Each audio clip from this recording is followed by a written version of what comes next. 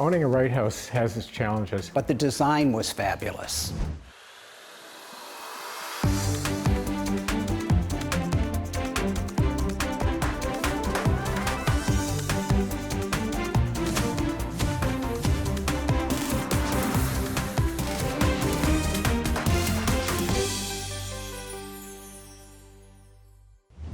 I'm Sara Gore and welcome to Open House NYC, everyone. This week, homes that push the boundaries of style and imagination. And I am bringing it all to you from this former firehouse in the West Village. Behind its stately 1864 facade lies nearly 7,000 square feet of downtown drama. Soaring ceilings, exposed beams, and a massive skylight that floods the space with natural light. Check out the flow between the stylish living and dining rooms. And the kitchen feels like a canvas for both creativity and cuisine. I mean, this place has it all.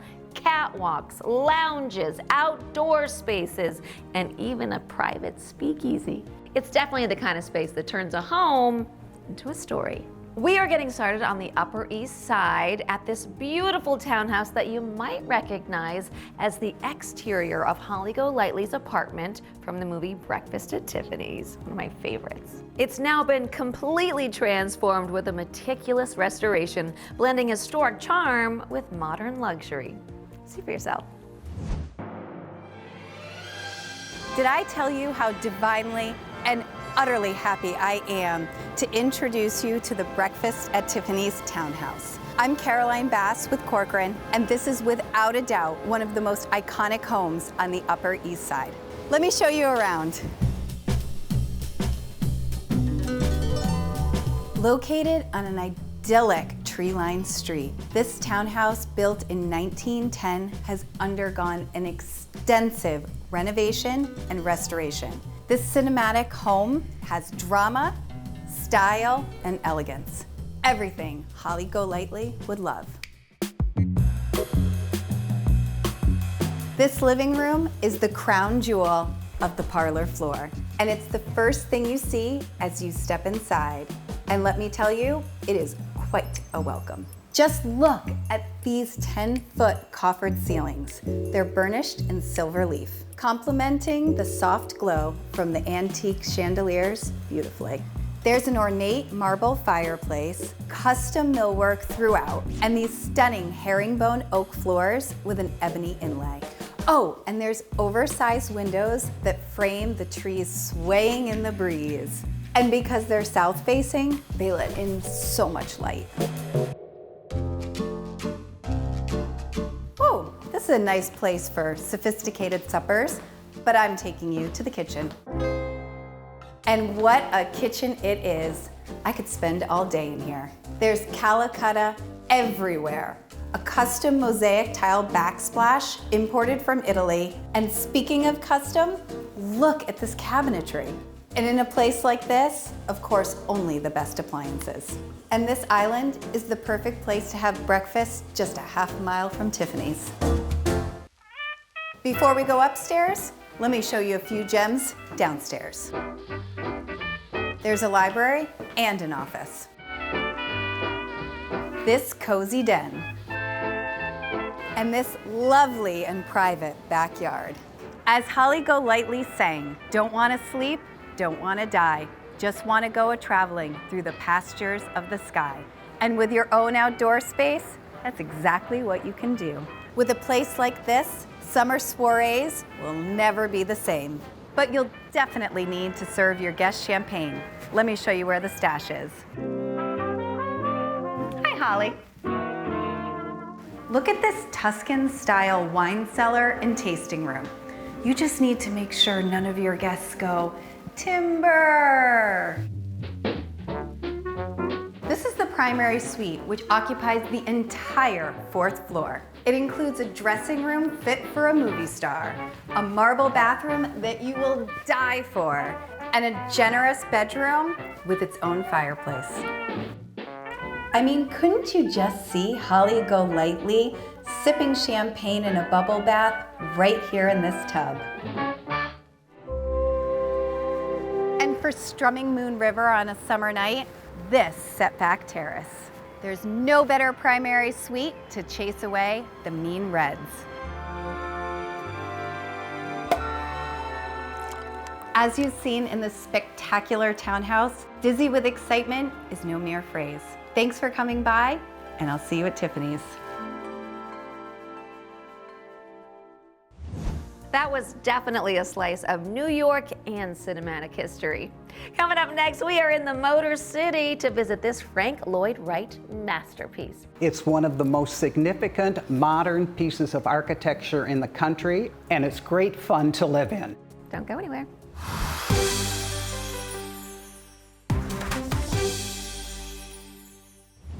Welcome back, everyone. Now, when we talk about American architectural icons, one name rises above the rest: Frank Lloyd Wright. Now we're in Detroit, Michigan to tour this masterpiece he designed for his client, Dorothy G. Turkel. Originally commissioned in 1955, the home fell into disrepair until florists Norman Silk and Dale Morgan stepped in and launched a meticulous, multi-year restoration. The result? Well, see for yourself. Hi, I'm Norm. And I'm Dale. We're in the flower business, and we also own the Dorothy G. Turkel House in Detroit, Frank Lloyd Wright's 1955 design Usonian automatic. Usonian is a style of architecture where the floor plan is more open. The rooms have multi-use, and the automatic simply refers to the concrete construction. Owning a Wright house has its challenges. So the Turkel house had years and years of neglect, and so plumbing, the electrical, the roof, all the major systems didn't work. But the design was fabulous. The design of the Turkel house were designed to be discreet. When you come up to the front of the house, there's a long driveway and there's a red ribbon of concrete. It's more of a mystery, a search to find the front door. So when you do find the front door, it's in a low, confined, tight space. It's almost a childlike innocence wondering where to go. When you step inside, there's a stairway to the left leading you to the private spaces. Ahead of you is our glass doors, and then if you turn to the right, you move into the music room. When you enter the music room, you come through a low, compressed space, and then when you step a couple more steps into the room just explodes. And that's Wright's compression and expansion technique that he used in many, many houses. The windows are 24-inch squares, so you get individual visions of the outside, so the landscape becomes part of the room. Wright designed all of these shelves, so we've collected things that we love. It's a great way to it shows our personalities. Yeah, to express yourself. The floors are red concrete. Wright liked the color of earth. He felt it anchored the house to the ground outside. So we decided to bring a rug into the room to create another texture and to soften the bold color of the red floor. I like it because it's a combination of wool and silk. The silk captures the light and shimmers while the wool is always there but constantly receding. We did reproduce 2 chairs that were originally in the kitchen as dining room chairs. They're impractical, and that was a constant comment that people would make about these chairs, was that they'd always end up on the floor by setting on them wrong. When you look at the doors and you're ready to step outside, there's a balcony overhead. You take a few steps and all of a sudden, poof, you're in this open, airy exterior. Containment and then explosion into this big space. And the original terrace was never built. It was just grass. And so when we saw that, we realized that he wanted to have an outdoor space. We just made it a little bit larger and added the water feature. And we didn't want to create an entire garden in this yard, so we said, let's do a sculpture garden. You get the perspective of the length and the size of the house, so that view is really the best view of the entire house. Stepping back inside, we enter the kitchen. The kitchen is Wright's original design, but has been updated with new cabinets, stainless countertops, which were a material that he used at the time. I always say living in this house is like living in a garden structure. You're always looking out in the garden. And the kitchen kind of is a work area that accesses the garden. Frank Lloyd Wright stairs I'm a big fan of because they have very shallow rises. So it's a very easy transition to go from one floor to the next. When you reach the top of the stairs, again, you have options. You can go down a gallery that leads to the bedrooms, or you can go the opposite way to the balcony that overlooks the music room. And the balcony railing pierces the window and wraps around outside. Those, I think, are amazing features. So Frank Lloyd Wright thought the bedrooms were basically just for sleeping, not a place with a lot of extra furniture. So it's designed with built-in dressers, built-in desk, and then they have narrow ribbons of windows that are high in the rooms, and the position of the window makes it private. Unlike today's bedrooms, this one's about 12 foot by 10 foot. It is not an escape. It is a room that you go in and sleep in, and then you exit and come down and socialize and you interact, because we all know what happens in bedrooms and people don't need to know about it.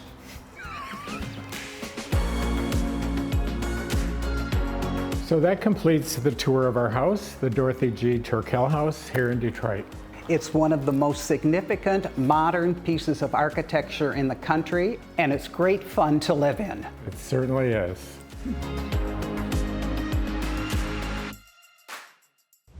That was a labor of love, and what an incredible job they did. Coming up next, this chef shows off her love of saturated hues, supreme, and sliders. Don't go anywhere.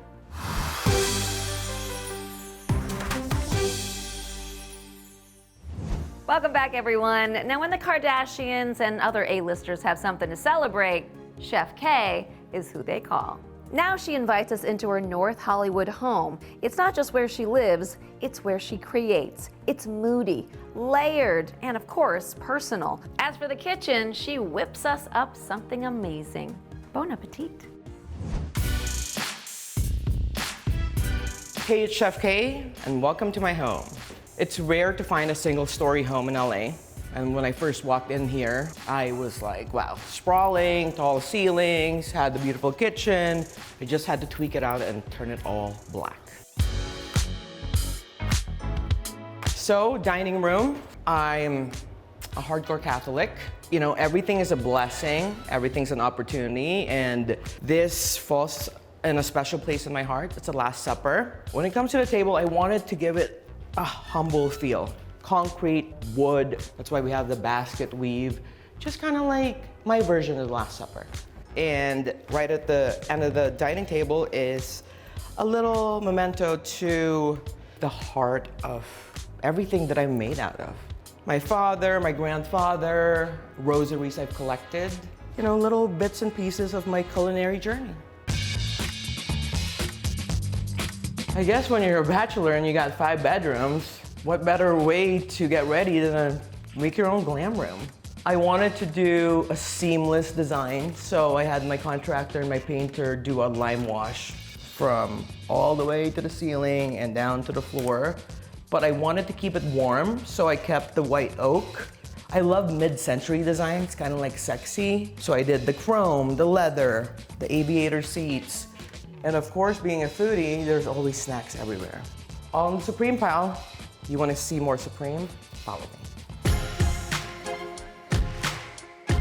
I would say this is more like a locker room than a closet. This is the mini collection of the Supreme, from trunks, toolbox, water guns, bowls, chopsticks, gym mats. I also wanted to highlight, it's almost like this symbolizes like my team, and if it weren't for my team, I mean, there's really no Chef K, and that's the spirit of my team. You know what I mean?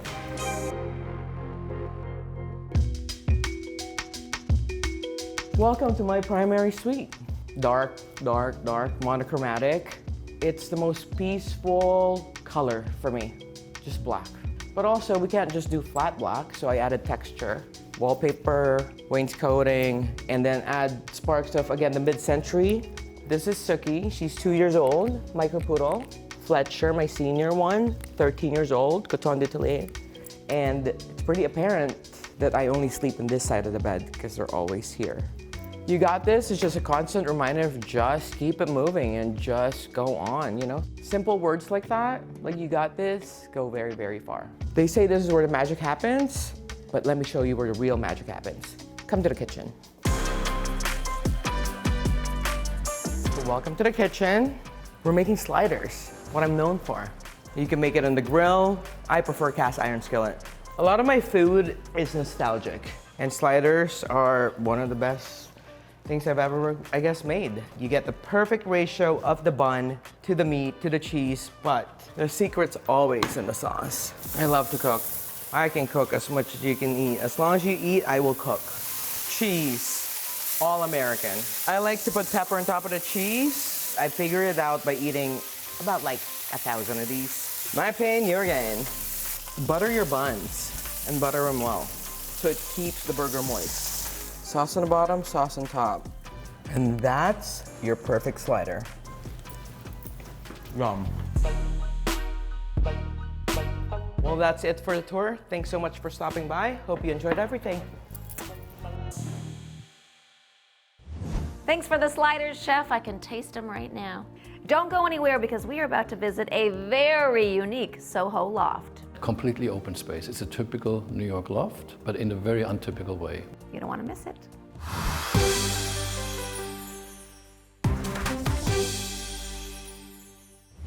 Welcome back, everyone. Now we're at this Soho loft penthouse with architect Thomas Leeser, who worked closely with his client to create something absolutely uniquely different. Here, organic materials meet striking modern forms. Take a look. Hi, my name is Thomas Leeser. I'm an architect, and welcome to this project here in Soho, New York. My firm is Leeser Architecture, and we do very different kind of projects, and we did this loft here that I would like to show you today. So this space is in the center of Soho. It's about 1,500 square feet. It has 2 terraces. It has a very high ceiling where the large skylight we designed is a completely open space. It's a typical New York loft, but in a very untypical way. So as you enter, you're entering immediately into the main living room, which is an extension of the bedroom and the dining room, all on the wooden surface. So we used the reclaimed wood to express this kind of the essence of an existing material, and we stripped the walls to expose the kind of structure of the building. We don't need surfaces to hide the materiality of things. In the center of the living room, you have this skylight which is 30 feet above you. The connection to the sky is very dramatic, and it's sort of a very important experience of this space. So this is more than a staircase. It's actually a piece of art which delineates the entire space. Wood on one side, stone on the other side. And it's the kind of spatial directive in here that controls everything. My client, Adriana Chamaris, produces all this furniture, and the idea that things can be changed. You can move, the living room towards the window, and you move the dining room towards the center of the space. So the idea of this flexibility was very important. So we're now in the kitchen. This is the space where you can overlook Soho and look down on the street and be connected to the world. It's made as minimal as possible out of glass. The fridges are under counter. We did not want to be anything kind of projecting up. This had to be as minimal as possible. Another example of the duality of materials is the kitchen and the dining area. The dining area, which is in the reclaimed wood, kitchen is sort of blending into the kind of marble landscape, so to speak. Sort of significant difference was an important idea that we wanted to highlight in a way. We're now in the back of the space, which is the sleeping area. We placed the bed right here because you get a fantastic view of the sky looking out through this upper glass facade that leads also to the terrace. The bathtub is right in front here, adjacent to the remainder of the bathroom, but the bathtub is made out of clay, natural material, which is kind of in reference to the reclaimed wood. So as you can see, the spaces are all open. There is no single door in this apartment. The client was very much interested in eliminating boundaries and have a sense of freedom in using this space.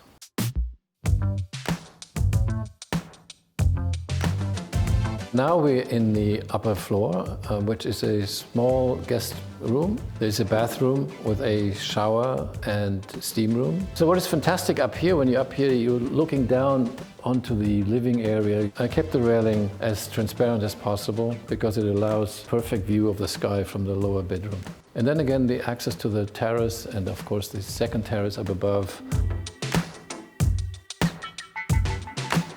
That provides a fantastic view of Soho.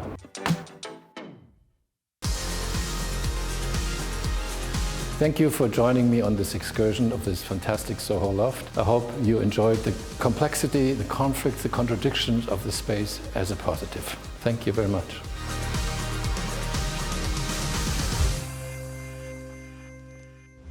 Give this video a thumbs up and let us know which of these gorgeous homes featured in this episode was your favorite. So many to choose from. Which will you pick?